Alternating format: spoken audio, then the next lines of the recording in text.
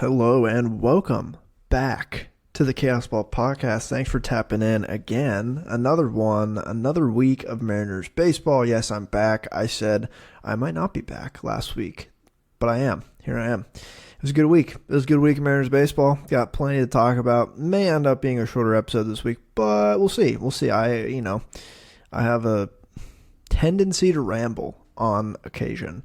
So, without further ado, what are we going to talk about today? Well, first off, I have two non-Mariners topics to mention at the top of the show. But then we're going to go state of the Mariners, what happened last week, where are they in the standings, how are they looking, what are the vibes, and then just the good that's been happening on the team and some of the not so good that's been happening on the team. Julio, Cal Raleigh, Josh Rojas, been great. Gabe Speier, the pitching, and then some not so good, Mitch Garber, Sevi Savala, not ideal, not amazing stuff from those fellas. Gonna have a little bit of a closer conversation, and yeah, that's about it. But there's a lot of good stuff going on with Mariners baseball this week. But before I get into the happenings from Mariner land of last week, two real quick non-Mariners topics I wanted to say at the top of this show. First item, Paul Skeens is still in AAA. The fact that Paul Skeens is still in AAA is bad for the sport of baseball. It's pretty embarrassing for the sport and the Pirates. I guess you could leave him down there for maybe two starts. Maybe you give him like 7 innings in AAA, and if he's dominant, then you call him up. Or what they should have done, because it's the Pirates and the back of their rotation was not going to be amazing coming into this year, and it hasn't been awesome. And now there's some injuries that are happening, like Marco Gonzalez is hurt. They should have just started him on the opening day roster. I mean, he looked pretty ready. And so far, we're almost at the end of April, so I think he's going to be called up any second now. Maybe the day this show drops, he'll get called up, and I'll look silly. But I'm sure he'll be up very soon. It's kind of embarrassing that he's down there in the minors. He's pitched 17 innings in the minor leagues with a .53 ERA and 34 strikeouts in 17 innings. Yes, 34 strikeouts in 17 innings. I think his strikeout percentage is, what is it? Oh, yep, there it is. It is 51.5%. He's striking out a little more than half of the batters he's facing in AAA. The highlights are insane. It just looks absurd. This looks as close to a road to the show type of pitcher you build. Where it's just unstoppable and absolutely no one can do anything about it. I feel like he's the type of pitcher I always try to make in Road to the Show, where he just lets not throw under 100 miles an hour. It's pretty lame to throw 100 miles an hour. But he's down in AAA. The Pirates have Jared Jones at the major league level cooking right now too, who is similar, just absurd stuff to Paul Skeens, and maybe even better than Paul Skeens. We'll see. But the fact that he's in AAA right now is absolutely absurd. After the first start, I would have called him up. After the second start, I would have called him up. He's made 5 starts now, and they've been throwing him out there for 3 innings at a time. Obviously they're just doing service time stuff, so they'll delay a year. So if they try to pay Jared Jones at the same time, they'll be a year apart service time wise, I guess. Maybe they'll manipulate Jared Jones later in this year. I'm not sure. Just the fact that he's in AAA still is ridiculous. Next non-Mariners topic before the rest of the show is very Mariners heavy. And this is relating to the AL West. Are the 2024 Astros just the 2023 Cardinals? Sit with that one for a second. I'd lean no right now. But remember, and I talked about this when I talked about the Cardinals in the preview episodes. Remember how long last year, every week, every month, we were just like, hey, yeah, man, when are these Cardinals going to turn it around? And I feel like we got until like August, and there was a consensus like, oh, maybe they won't actually turn it around, and they never did. The Astros right now are 7-19. I think there's some stat that like only 2 teams have started with that poor of a record and ended up with over 500, and both teams still didn't make the playoffs. So historically, that's against them right now, and 7-19 to start is bad. I mean, I'm not really worried about the offense, but the pitching, I was worried about it going into this year, but I didn't think it would be this bad. The bullpen specifically has been garbage. I think that is going to normalize as the year goes on. I do think there's no way the bullpen can be this bad. I think it's just this is how bullpens go sometimes. I mean, they spent so much money on Josh Hader, and he's been really bad, but I think the bullpen's going to normalize. I don't know if the pitching is it. I mean, they just got Verlander back, which is helpful, but is he going to be healthy the whole year to really carry the rotation?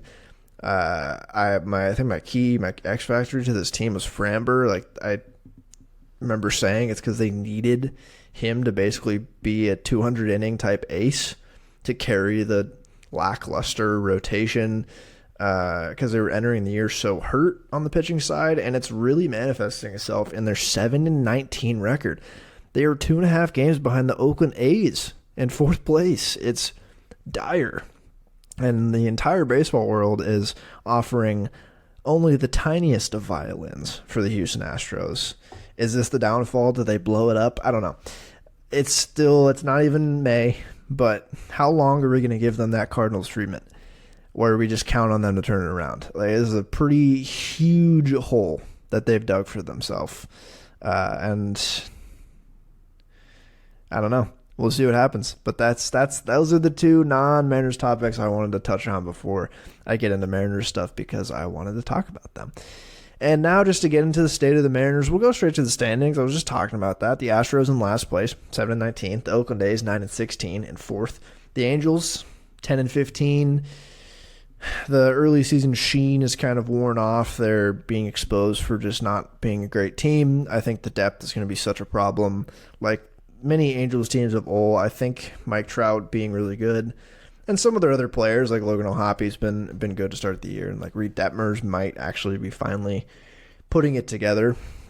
But I think that's only going to get them so far, as injuries will pile up as the year goes on, and their depth might be the worst it's ever been, especially with they don't really have many like high level prospects ready to promote to fill in depth wise. So the depth they will get, they'll probably draft in the amateur draft and call them up immediately just for depth purposes maybe, but they're kind of reeling at the moment to start the year. The Rangers at 500 in second, and your Seattle baseball Mariners sit in first place after taking 2 of 3 from the Rangers this week in Texas. Playing some good baseball right now, 7-3 in the last 10 for the Mariners, and they're doing it in a very Mariners way possible. Their run differential is 4. That's positive 4. That's not great, but it is real interesting is they have only allowed 89 runs. That is, I think, 4th best in baseball. Yeah, it is 4th best in baseball right now, behind the Royals, the Guardians, and the Yankees, and they're all really close. All of those teams have at least 24 run differential positive. The Mariners have 4.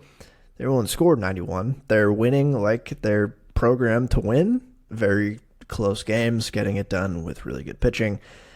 And, I mean, that's been the identity, unfortunately, of the team the past couple of years. It's not amazing from a fan perspective, but they've been winning and getting better contributions from the core of the lineup. 3 straight series victories after taking a series from the Rockies and the Rangers, like I mentioned this week. The Rockies series was pretty wacky. They had a snow postponement on Friday, and they played a doubleheader on the Sunday. They took the second game of the doubleheader after one of the more pitiful offensive performances I've ever seen at Coors Field. They went 9 innings without scoring a run. The only run they scored was in the 10th, and they ended up losing 2-1 on a walk-off. And the second game of the doubleheader, they said, hey, wait, this is Coors Field. We should be able to score runs here. And they scored 10 and won 10-2 off of a pretty good Emerson Hancock start in Coors Field, too. So that was very, very encouraging. The pitching staff has been crazy. They've continued, like I mentioned last week, they have continued to look like we have expected. Those first 2 weeks of kind of hiccups there, and everything is kind of normalized, and the pitching staff has been awesome the past couple weeks. They've been the best pitching staff, rotation and bullpen, in baseball the past 2 weeks for sure. And they've been, like I said, getting better contributions offensively from the core of their lineup. I'll mention JP in a second. He hasn't been good, and he's going on the IL now, but Jorge Polanco at least stopped being terrible. He hasn't been awesome this year, but he has been fine. But importantly, Cal Raleigh has been phenomenal all year and has had a really good last week. Julio Rodriguez has been phenomenal the past week. He's still maybe not hitting for as much slug as we'd like him to, but he finally hit his first home run of the year this week. And he's just been scorching singles for 2 straight weeks now. And then, out of nowhere, third base platoon is putting in work right now. It's been Josh Rojas mainly. Urias hit a dinger today against the Rangers to basically win the game. And he's been fine at the plate to start the year. But Josh Rojas has an 850 almost OPS this year. He has been awesome at the plate. I was pretty optimistic about him coming into the year because I liked what I saw from him the last couple weeks of last season. I didn't think he'd be this good, and I doubt he will all year, but he's been a breath of fresh air for this lineup. Just good at bats, getting on base.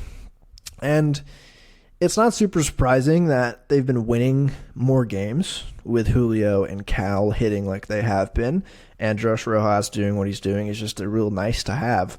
But the team will succeed if the core is playing like we know they can, specifically offensively. We know the pitching is going to be really good most of the year. I mean, obviously there will be some games where they're not. That's how pitching works. But most of the year, holistically, we know this pitching staff is going to be damn good if they're healthy, and they have been. The pitching started before the offense this year, for sure. The pitching was bad, the offense was bad, then the pitching got really good, and the offense has been better. Not amazing, but better. The bar's low. But we've seen how good the offense can look when even just a couple guys from your core, like 4 or 5 in the lineup, are mashing. Like Cal and Julio have been mashing, and the offense has been, more or less humming for Mariners standards, not for like the Braves or Dodgers standards, but for Mariners standards, it's been good. Like everyone will go through ebbs and flows throughout the season, and so when someone starts the season in a slump, it looks terrible, and they kind of have to crawl back out of their statistical slump as they keep hitting throughout the year, and numbers will eventually normalize, but it just doesn't look good. But you got to remember, some of these guys just will hit better than this. But they really just need at least 2 guys of their core to really be hitting well to succeed. Like Julio is probably the most important of these guys because we know what he can be at the plate when he's peaking up there. But between him, Cal, JP, and Polanco, like those are theoretically your core 4 of the lineup. Like that, when they're all hitting well, I think you can feasibly say the lineup should be JP, Julio, Polanco, and Cal as the 1 through 4 when they're all on. And that's a pretty decent 4 to have at the top of the lineup. You need at least 2, half of those guys, to be hitting well at any given time for the offense to really be good. And then you just need the rest of the lineup to not be god-awful. And I think you have a decent lineup to complement a phenomenal pitching staff. Not all of them need to be like lighting the world on fire, but they have to be contributing somewhat. Like Haniger, Raley, Garver, the Rojas, Urias platoon, Ty. All of those guys just need to be not terrible. And for the most part, Haniger has been pretty solid. Rojas has been awesome. Urias has been fine. Ty has been, again, I talked about last week, a weird start to the year, but encouraging. He hit his first home run today. He still continues to hit the ball harder than he ever has in his career. Rayleigh hasn't been great. Canzone was good before he got hurt. Garver has not been really good at all. But that's fine. Like with what Rojas has been doing and Haniger has been doing, that complements the core well if the core is hitting well, right? So Cal and Julio mashing has kind of carried the offense the past week, but that's good. It's good. You want those guys to be hitting well. The approach at the plate really has been noticeably different the past 10-ish days, which I will read some splits from the past 10 days of the lineup. Compared to the first 10 days of the season, it was awful. And then the past 10 days, week and a half, basically eight to 9 games of ball, they've been noticeably better at the plate. The batted ball outcomes still, leave a little bit to be desired, but the approach has been noticeably different. And that kind of echoes what Service and some of the players have said in interviews recently, where they weren't, it kind of related to the iPad thing that came out where Service was like, these guys just need to stop scrutinizing every at bat on the iPad in the dugout and actually just pay attention and watch the game, watch the pitcher. And since he said that, it's been like, oh, wait, it feels like they actually are hitting better. And I think bringing in Brant Brown, and I think he's definitely contributed to a little bit different of an approach. Even when they're not hitting well, it appears the approach is better. And so I think those first couple weeks of the season, I don't know what was going on. It seems like it wasn't necessarily the coaching staff's fault, because what Service basically said is the plan and what they worked on in spring training, the guys weren't necessarily doing those first 3 series of the year at the plate. And you could kind of see it didn't seem like there was a plan. Everyone was just flailing, just looking like everyone had their own kind of thoughts up there at the plate. There wasn't a cohesive team strategy, it appears. And then since Service said the iPad thing in just the past 10 days, it's looked so much better. It seems like they're hitting according to the plan that's been set out by Service and his coaches, which is good, right? It's good. But the approach and hitting strategy can only get you so far, right? The batted ball outcomes have been better, but they're still striking out a good amount and really not excelling as much as we'd all like with runners in scoring position. They're bottom 5 in the league right now of average with runners in scoring position. And that really is Mariners' heritage. I don't know if they can change the core identity of the franchise, because that's just what they do, baby.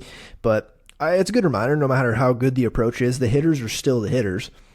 And this team isn't chock full of elite hitting talent at the end of the day. So bringing in a guy like Brant Brown and really having a core philosophy to try to maximize what the set of the guys you have can do is good. But there's a definite ceiling on the offense, because it's not the best collection of hitting talent around. But I think we're seeing, at least if you're going to strike out or be bad and not hit the ball hard, at least make the pitcher work, and they've been walking more and getting deeper into the team's bullpens. They're chasing starters out quicker, and that's helpful. Even if you're not hitting the ball super hard or you're getting unlucky, that's still helpful. It's a step in the right direction. It's been noticeable, so that's been good. Before I get into the good and go into some stats, JP is hurt. Came out yesterday. He had an oblique strain, got scratched from the lineup. Today, he got an MRI. It was a grade 1 strain, which is the best possible scenario, but it is still an oblique. And in baseball, man, obliques are just scary, because even if it's a grade 1, it's at least 2 weeks before you're doing anything. Realistically, JP will probably be out for a month or more. I feel like him playing in May is somewhat doubtful. Even if he's really healthy, maybe he comes back in 3 to 4 weeks. The outcome is not great for obliques, because you don't do anything for a while. You come back, you try to swing. If it hurts, you sit down for another week. It's brutal for pitchers and for hitters because there's so much twisting involved in baseball, especially when you're hitting. So that sucks, and it's a problem. I think I talked about this in the preview. There wasn't a definite backup shortstop that's super, but that we can rely upon. Like Dylan Moore will play his fair share, but he's not an ideal option in the field at shortstop. I thought they were going to call up Sam Haggerty after this news because he is on the 40-man, and he's just been on the team the past couple of years, and he can play not only, shortstop, second base, he can play everywhere else like Dylan Moore. And if not him, I was like, maybe they'll roll the dice with Ryan Bliss. I don't think he's supposed to be a good defender at shortstop. I think his best position is second base. And even at second base, I don't know if he's going to be an amazing defensive second baseman. But no, it wasn't Ryan Bliss either. It was Leo Rivas, which I was pretty shocked about. He's been in the system for a little while. And they called him up because it appears he's been playing most of the time at shortstop for Tacoma this year. He's been their shortstop for the most part. He appears to be probably the best defensive option they have right now. I don't know. I think his defense grades out at like 45, but I don't know. We'll just have to see what he looks like out there. He's supposed to be really fast, one of the really fast guys, so more speed in the lineup, I guess. He's a switch hitter, too, so there's 4 switch hitters in the lineup right now, which I wonder if they roll out a lineup with Polanco, Cal, Rivas, and Class A, which I imagine at some point that will happen. That's 4 switch hitters in the lineup, which how many teams in general have had 4 switch hitters in the same lineup before? Not even the Mariners. Like, if the Mariners ever had more than 2, that'd be interesting. That'd be an Alex Meyer stat to find. I'm sure he will find one if and when that eventual 4 switch hitter lineup comes out. But I don't know. It seems like this guy can handle himself at shortstop, but I can't really say that with any kind of confidence because I'm not watching the Tacoma Rainiers every night. So we'll see. We'll see what he looks like. It sounds like he was scouted and brought up with the Angels when Dipoto and Service were both there.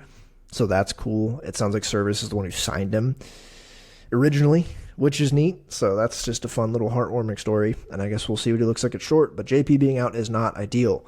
He was not hitting well at all, really. But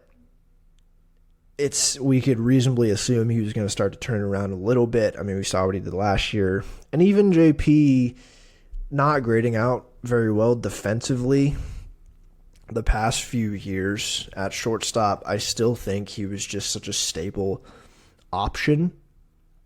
I think he's good at making his plays. I don't think he has great range at shortstop, but I always thought the eye test looked better than the metrics defending wise, and that might just be me like I'm being a homer and I'm blinded by my love for JP Crawford, but it sucks. It sucks to lose him not only on the field, but just as a leader in the clubhouse. It's going to be tough for them to weather this, especially with him being fairly stable at the top of the lineup. Like, even when he's not hitting super well, he's still going to draw walks at a pretty impressive clip. So it sucks. That's bad. That is the big bad of the week. There hasn't been a lot of other bad, to be honest. That was the worst thing to come out of this week. So there's that. But now we'll get into the good. The good of recent Mariners ball. The pitching. We'll start with the pitching. Rotation and bullpen. The pitching as a whole has been amazing. The past 2 weeks they've been the best staff in baseball since the past 2 weeks, since April 11th. Which, to be fair, they've played only 11 games, which is amongst the fewest. I mean, the max is like 14, so it's not a huge discrepancy, but it's a little slightly less innings than other teams. But still, the past 2 weeks, Mariners baseball staff has a 1.56 ERA, which is absurd. The next closest is Detroit with a 2.83. So they are 1.3 ERA points better than the next best team in the past 2 weeks in terms of pitching. Interesting, too, they're averaging the highest fastball velocity of any team this year. That's just a fun little stat. like the Mariners staff tends to do. They're not really walking guys. They lead the league in that time in walks per nine, and they are sixth in K per nine. And let's see, if you need some convincing, they have the second highest or lowest FIP in that time, which is a 3.17. So, 1.56 to 3.17 FIP. It's been evident while watching them that, they might be getting a little bit lucky with these batted ball outcomes. In this Rangers series particularly, I think they were lucky to only give up the amount of runs they gave up. I think the Rangers did hit the ball hard quite a lot, but it just kept going to the outfielders, which was really nice. But yeah, pitching has been, it's been awesome. The Stars have continued dominating since last week. Bryce Miller had a hiccup against the Rangers this week, probably his worst start of the year. Didn't give as many runs as his first one. His first start of the year was 4 earned in 5 innings. But this one versus Texas, he was lucky to not give up more than 2 earned. It's crazy he got out of that game relatively unscathed because he got hit hard in that game. He only made it through 4 innings. He walked 4 guys. His command was all over the place. But it still ends up, I guess, going 4, only giving up 2 earned, but just wasn't a great start from him. But otherwise, it's been awesome. Luis Castillo had a great start today. The bullpen has been cooking. Particularly, I want to talk about Gabe Speier for a second. Gabe Speier, man. And Taylor Saucedo, for that matter. Taylor Saucedo feels like when the fire's burning hot, bringing that guy to throw some lefty funk at you. And he has been great. But Gabe Speier, he's been one of the best relief pitchers in baseball. And I think we're close to crowning him a top 5, at the very least top 10 lefty reliever in the game. I'm willing to go top 5. The way he's pitching right now is phenomenal. He has been the guy recently that Scott puts out there to attack the top of lineups and middle of lineups. He has been the higher leverage guy too, and has just been phenomenal. And when he's out there, like he pitched today in the afternoon game against the Rangers, against the best hitters in their lineup, and he didn't pussyfoot his way around the zone. He said, "Come and hit my shit," and he mowed them down. So Gabe Speier has been awesome. He has what does he have? 1.04 ERA this year with a 2.46 FIP. Him and Trent Thornton has been awesome. Trent Thornton has a lower than 1 ERA. He is spinning the hell out of the ball. Austin Voth has been pretty good. Austin Voth seems like he's going to be a really useful guy to have all year if he can be healthy, to be the mop-up guy in a blowout for either side, and can probably pitch some high-leverage innings if you really need him to, but I think he's going to be a really good, valuable innings eater out of the bullpen who will still be, good. And Ryan Stanek has, his stuff's been awesome this year. I think his FIP is real high compared to his ERA, but he's been more of the late inning guy, taking on a lot of really good hitters so far this year. Tyson Miller has looked super intriguing. I still just really like the way he throws the ball. The Paul Sewald type man that I talked about, I think 2 weeks ago. But this pitching staff, man, it's been awesome, and there's not much more to say besides they've been great. And I wanted to shout out our man, Gabriel James Speier. Is there a better representation? Paul Sewald is like a perfect representation of what the Mariners can do with arms, but the current iteration of the team, Gabe Speier, is perfectly encapsulates the greatest strength of this organization. He was a waiver claim from the Royals, and last year he pitched a ton of innings and was really good, and this year it looks like he's going to largely do the same thing, and he cost no money to acquire, and he's very cheap, and he's so good, and it just speaks to that big strength of the org to be able to just kind of pluck guys and turn them into great relief pitchers. It's been phenomenal. And then other pitching news, Brian Wu has started his rehab in Tacoma. He looked pretty good in his first start. I don't know exactly when he'll be back. I am assuming it's not going to be till early May. I think he'll get another rehab start and they'll evaluate from there. But that is really exciting. I'm very excited to eventually watch Brian Wu throw his first inning in 2024 in the majors. And he looked pretty good down there in AAA in his rehab start. So that's good. That's good news. And yeah, I'll save, there's one pitcher I do want to talk about. But we'll save that for the, not the bad section of the show, but the not so good section. And on to the hitting good. I talked about Julio and Josh Rojas and Cal and what they've done on the season. Julio largely has not been amazing on the season, but boy, recently he's been awesome. But to reiterate, Cal Raleigh, he has a 158 OPS plus on the year. He has 6 home runs already on the season, a 350 OBP, 529 slugging. And then Josh Rojas on the year, 383 OBP, 463 slugging, 152 OPS plus. He only has 1 home run, but he has 315 batting average. But the past, I didn't go as far back for the hitters. I went back 10 days in the split finder, and that equals out to roughly a week's worth of baseball games. So the most games these guys have played on here is 8, and then Cal's played like 7.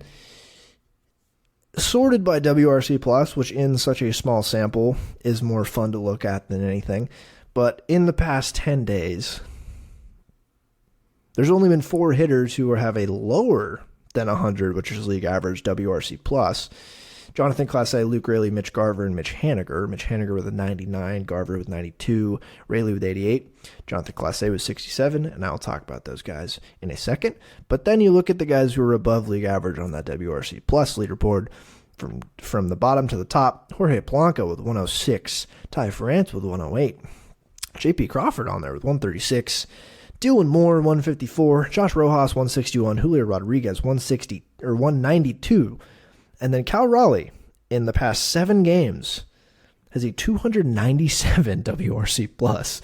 He is slashing 417, 516, 917 slugging. Almost 1,000 slugging percentage in the last week.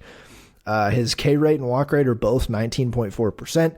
He has 4 home runs and 31 plate appearances. He has been raking. He hit a home run the other day with a damaged tooth, and he had to get like emergency dental surgery and miss a game yesterday. Who's hit a home run with a broken tooth before in the 21st century? It's not a searchable stat on StatHead, but it should be. And then Julio, again, I mentioned he finally hit his first home run of the year, finally, and it was a bomb. But he has just been hitting the ball really hard and hitting a lot of singles recently. He's slashing 400, 432, 543 in that last week. So scorching it right now. Still striking out a decent amount, but again, hitting the ball really hard. You just hope. Like, how many times did I talk about this last year about Julio? You just hope he can pull the ball hard in the air more this year. That's all I ask. Genuinely, it's all I ask. We'll see if we can do it. Yeah, and then the other good, the really hot hitter, not as hot the past week as Cal and Julio have been, but Josh Rojas, man. 286, 355, 536 the past week of games. And Dylan Moore has been swinging the bat really well recently too. So any positive offensive contributions you get from Dylan Moore are welcomed with a team like the Mariners, because if your super utility man is contributing, that's good. But with a team like the Mariners who need everything they can get, that's even better. And yeah. I mean, offense has been better, but again, it's been carried by those top 2 guys, and it should be carried by those top 2 guys.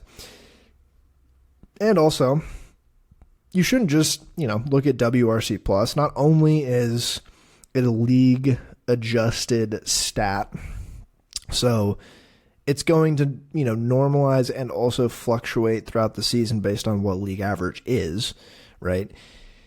It's also tied and based on WOBA, which is weighted on base average. So that's why, like, Jesse Winker's time with the Mariners, I think he had like 108 WRC plus that year, even though he was a god-awful hitter for the most part. It's because he walked so much. So that weighted on base contributes a lot to WRC plus, which is why, like, Mitch Garver's been an awful watch at the plate for the most part this year. And even in the last 10 days, he's slashing 105, 320, 263, but he has a 92 WRC plus, which is not great, but you'd expect it to be lower, right? It's just because he has a 20% walk rate in the past 10 days. It's good to walk, but you don't need, you can't just look at WRC plus, or if you do, know what it is used like based on. Like, it's the same with different WAR. Like, WAR for pitchers is weird because Baseball Reference is using runs allowed per 9, which some of those runs might not be the pitcher's fault, but that affects the WAR. Whereas Fangraphs WAR for pitching uses FIP, which is not necessarily outcome based, but more what the pitcher is controlled. So you know there could be huge discrepancies in that WAR for a pitcher like Blake Snell or even George Kirby. I've talked about it because George Kirby is a little bit more reliant on the batted balls he gives up rather than the stuff he can't control, like strikeouts. But he is also really good at limiting walks, which he can't control. So I don't know. Just a blanket statement.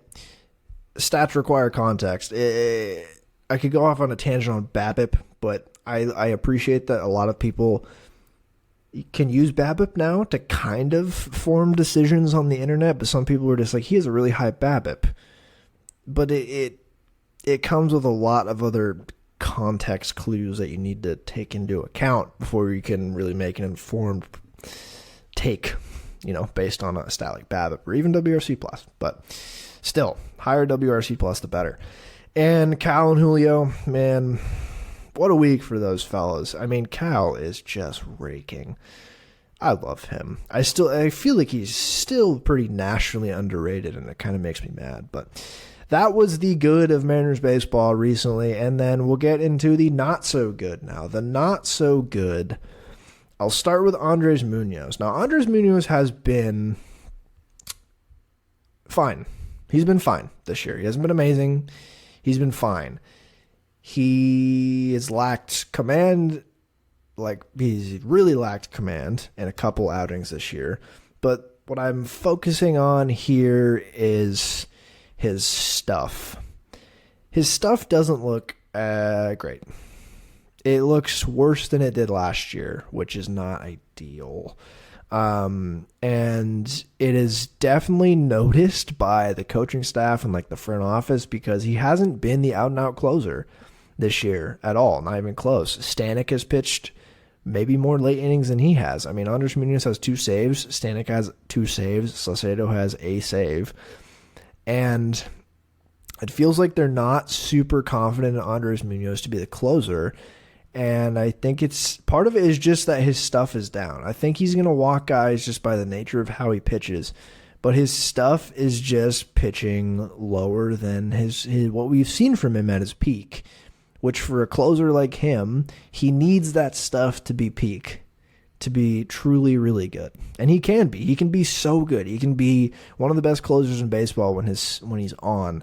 And that slider is freaking spinning, and that fastball is triple digits with movement. He can be so good, but he hasn't been amazing this year. And I'm a little worried that the stuff is playing down. Maybe it'll get better as the year goes on, but this calls into question and gives a lot more questions and frustration to Scott Service and the staff who are making decisions in game on who to throw in from the bullpen.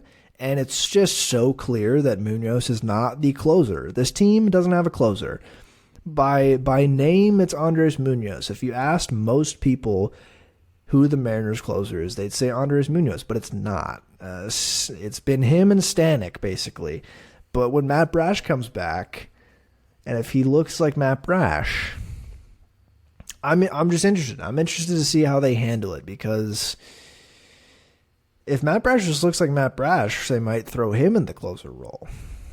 because Munoz has just been coming in the 7th and 8th innings. And, I mean, they've been giving Stanek the closer role, but I don't know if I'm also that confident in Stanek to hold the closer role either. So maybe Matt Brash will be the savior here. But, again, this is why it's the not so good portion of the show.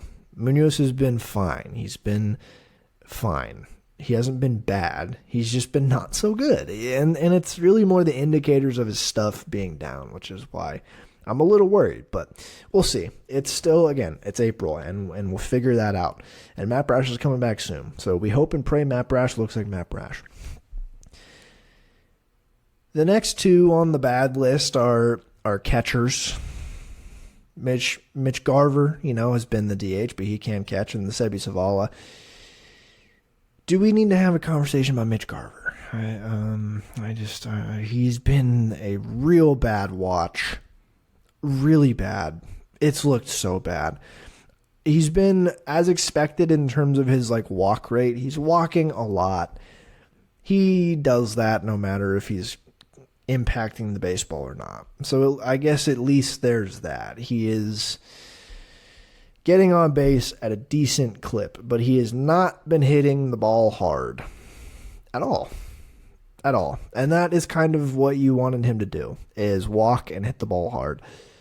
It's impressive the Mariners can get so little power production from first base, third base, and DH. Again, third base has been great for them so far this year. But, it's not power-wise. They've just been hitting really well. Garver in France, and, Garver you'd expect to hit for more power than France. But it's so funny. It's the Mariners just can't, since Nelson Cruz, they just can't get a typical DH who just gets up there. You're going to, he's going to strike out a lot, but he's going to hit 30-plus home runs every year. That's what you need in a DH. And that's what Mitch Garver theoretically could be. He could get on base really well, and he can hit for power. He's always, last year, he hit for power at such a good rate. And this season, it's been so bad. There was the stat when they signed him that I think I mentioned on the show and other people were pointing out, he's only, before, I think he's gotten a couple hits now at T-Mobile, but before he had gotten 0 hits at T-Mobile. I think he was 0 for 40 at that ballpark, which is great. That's awesome. Calls into question again. I might talk about this every week. Can guys see the ball at T-Mobile Park? Can they see it? Teoscar Hernandez said he couldn't. Can they see it? That's part of the problem. Part of it is it's April in Seattle, and part of it is it's the Mariners. It's in the Mariners' DNA to presumably target and acquire hitters that were good elsewhere and turn them into duds in Seattle. It's just what they do. It spans space and time and different regimes and coaches and players. It happens time and time again. It's a long tradition of Mariners baseball to do that. And Mitch Garver is barely putting up a better OPS than Colton Wong through April of last year. I think Colton Wong had a 450 last year through April. And the only thing saving Mitch Garver is his walk rate, which is 84th percentile in the league right now. Everything else is really bad. He's not slugging. He's not hitting for average. He's whiffing a decent amount. I mean, at least he's... it's just so bad. He's whiffing way more than he ever has in his career. And he's chasing more. He's hitting the ball not as hard. He's not barreling the ball. It's just so not good. So I don't know what they do, man. I don't know, because especially with the Canzone and now JP injuries, they're so strapped for depth where maybe if Canzone was healthy, you just have Mitch Haniger be the full-time DH because he's not amazing in the field, and you roll out a Canzone, Rayleigh Class A, Dylan Moore corners spot with Julio in the center. But I don't know what you do now. You need more production from your DH in the 487 OPS. And I hope to God he turns it around. Because if Mitch Garver is an 800 plus OPS guy from May on, what that would do to my mental health and the health of the Mariners offense would be astronomical. That would be amazing if he could do that. So we'll see. Again, I'll say it again. It's early, but the indicators are so bad. It's not even that he's underperforming his peripherals right now. Like, he's just barely underperforming. His slugging is 224. His expected slugging is 273. So bad. The hard hit rate's 35%. He was hitting 42% last year, and you'd want that to be higher than even 42%. But good Lord. At least he's walking, I guess. He's walking 13% of the time. That'd be a career best. Just barely better than 12.8 last year. He's striking out more. It's just bad. I don't want to keep just saying he's bad into the microphone, so I'm going to move on. But he might be moving from a not so good to bad grade here soon. And then the other who's been not so good, he's been awful at the plate, but fine behind the plate catching. It's Seby Zavala. Seby Zavala has until the end of the month to get his OPS, like Mitch Garver, to get his OPS above like 500. Because while I do have confidence in him defensively, like I talked about in the preview podcast, and I've had to defend on Twitter, which is frustrating because it's hard to defend him at this point. There's that line of premium position defending and being awful at the plate. And he's not a regular, so this is even worse. He's OPSing 369 right now. And he hasn't had that many plate appearances. He's had 19 because he's the backup catcher.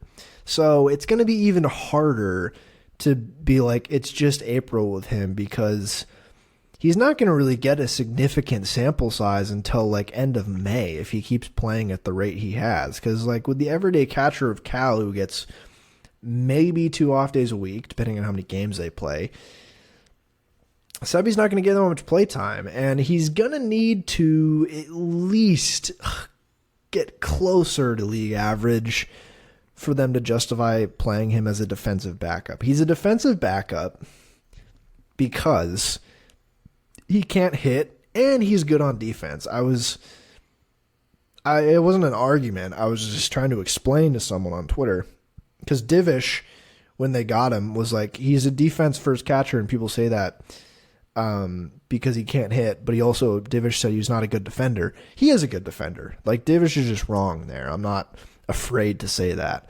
The past 2 years, by most metrics, he has been a really good defender, even like on a rate basis especially. But given how little he's played, and you look at the run values and framing values he's accumulated in that little amount of time, he's been really good on a rate basis as a defensive backup catcher. But if he's going to have a 400 OPS all year, the defense at the backup is not worth it. If he's not going to at least have like a 600 OPS, and that's a low bar. It's not even big competitive. Again, it's like Garver. The peripherals are honestly surprisingly better than Mitch Garver, which is wild. But his K rate is 37%, and he has yet to draw a walk. The one saving grace here that I'm going to cling to is that he's slugging 211, and his expected slugging is 366. Now, that's still a really low slugging at 366, but it's not 211, that's for sure. So maybe he's gotten a little unlucky in the 19 plate appearances that he's had. It's been bad. He has a couple more weeks, maybe. I don't know how much longer they're going to give him to try to find his groove at the plate, whatever that might be. But the bar is so low to be, because again, his defense is good. He just needs to reach a certain okay at the plate threshold to justify him being the defensive backup. Because I do think he can be a really solid defensive backup. I think his framing is good. His blocking is good. I think he receives pitches well. And again, the numbers from the last couple of years show that. So it's there. But the offense is just, it's been so stinky. So we'll see how much longer they give him. But, man, the patience is running thin at the plate, hitting-wise. So, and that's it. I'm done. That's it for the show. That was the good, the not so good. The Seattle Mariners have a pretty tough homestand coming up. Thankfully they won 3 state series in a row, and beating the Rockies, obviously, thank God they did that, first of all. But they needed to at least win the series against the Rangers on the road for me to feel good about going into this homestand. And they did, thankfully. But now at home, they get the Snakes and the Braves back-to-back in a 6-game set at home. Those are 2 very solid teams. The Braves, obviously, still to me the best team in baseball. That's at home against the Braves is going to be a real test for this pitching staff. I think they can do it, but God, that lineup is crazy. Even with Ronald Acuna not setting the world on fire yet, which I'm kind of worried that the Mariners series is when he's going to hit like 5 home runs. But it's going to be tough. And then the D-backs. The D-backs are a really solid team. So we'll see what they can do in a tough homestand. But they're sitting half game in first place on the AL West. We're almost done with April. So like I talked about at the start of the season, I said they're going to need a strong April. It's been a very mediocre April, but the rest of the division has been pretty bad.